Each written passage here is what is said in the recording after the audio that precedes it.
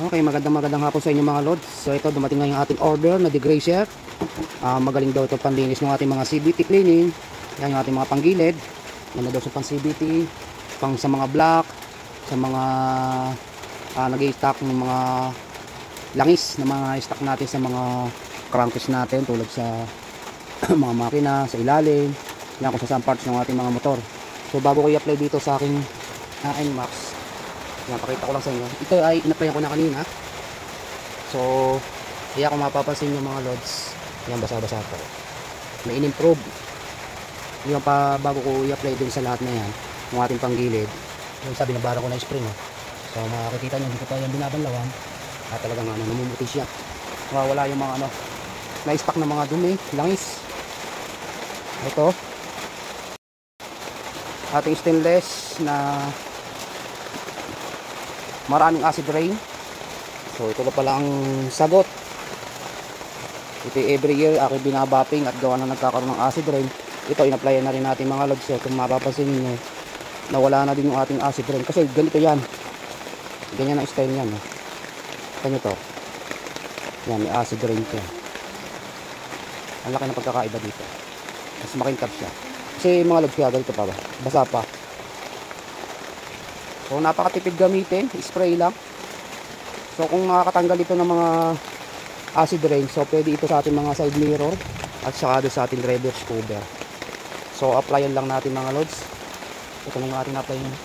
Mapapansin nyo yung hindi ko na brush, natamaan ng brush ng pagkakaano ko ng acid. Tingnan nyo siya, narito pa oh. Pero itong mga tinamaan, aking tab. So yan, napakabilis panlinis para sa ating mga engine block. So sa mga metal, mga lods, alloy, yan, pwede yan. So applyan ko muna bago pakikita ko sa inyo yung pakita ko muna sa inyo yung after. Before, pakita ko muna sa inyo yung before. Ayan, ayan siya. Ayan ang before mga lods. So madaya ang tingnan ng cellphone. Tinanggal natin yung plus. So yan. So pag natuyo yan, yung tubig ulan na yan, makikita nyo yung puti-puti. Bago ito. Yan, kita nyo kalabo. So applyan ko, bago pakikita ko sa inyo pagka yan na natin, aanlawan na natin, or babanlawan. So okay, ito mga lods, ating binabaras. Nadadaan na natin ang brush. Yan, yun lang gagawin nyo. Yan eh. Pwede po muna tayo. Ito yung mabilisan lang loads, hindi pa natin ito kumbaga hindi natin inaayos pa ng ayos na ayos. Pinapakita ko lang sa inyo yung pinakapang madalian kung may pagbabago kasi nakakapagod din naman magbapping. Magbabapping din po ako yung mga sidecar. Ito yung ating bagong rim, pinadaanan na rin natin. So mas maganda mga loads kung lilinisin nyo muna bago nyo applyan ito. So ito nga, nagmamadali tayo. So yan, hindi ko na siya nalinisan, na-apply ko na kagad ng brush. So base dito sa pagkakaano natin dito sa unang in-applyan natin mga loads, kailangan pa rin natin talaga katulad ng ginagawa natin sa paglilinis natin motor. Pagkatapos gagamitan din natin ng basahan para matuyo. So pagka gagamit na kayo ng mga degrazer mga loads, sinasuggest ko na kayo magmask kasi medyo masakit siya sa ilong.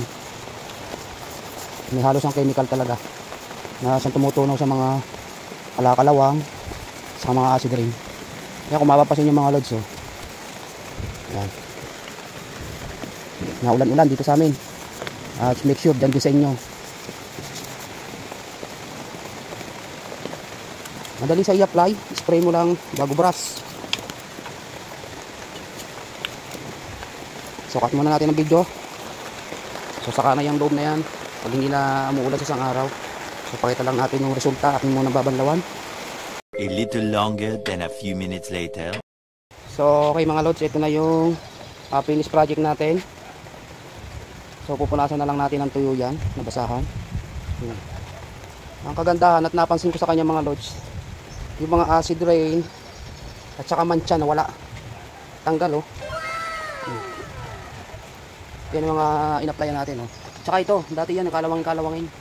Saka putik na putik din, ano. Mabilis siya matanggal. Ayan, oh. Mabisa. Ayan, oh. Diba?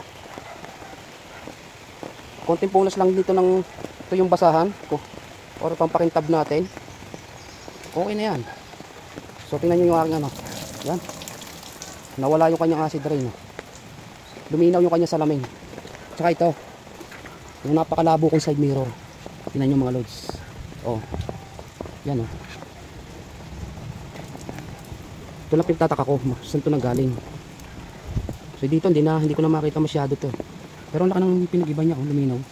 Pakita nyo, kitang-kita na ngayon. Kahit pa yung may mga patakpan ng ulan, nabasa nga. Yan. Effective. Ano lang yan, simpleng punas lang ginawa natin. So siguro kung mas aayusin pa natin yung pag-a-apply at saka pagbabrush, maganda magiging resulta. Lalong mas okay. Yan. Kesa ibabapin ko pa uli. Pagka yung puro mancha na. So yan, hindi pa magagasgas yung ating stainless. So yun lang, effective yung ating Northern Natic Razor. So safety siyang gamitin, kaya lang magmamas kayo pagka nag-spray kayo yan, nag-apply kayo, masakit sa ilong. Ito yung in-apply ko kanina, so daling oras lang. So ulitin pa uli natin yan. Approve, okay.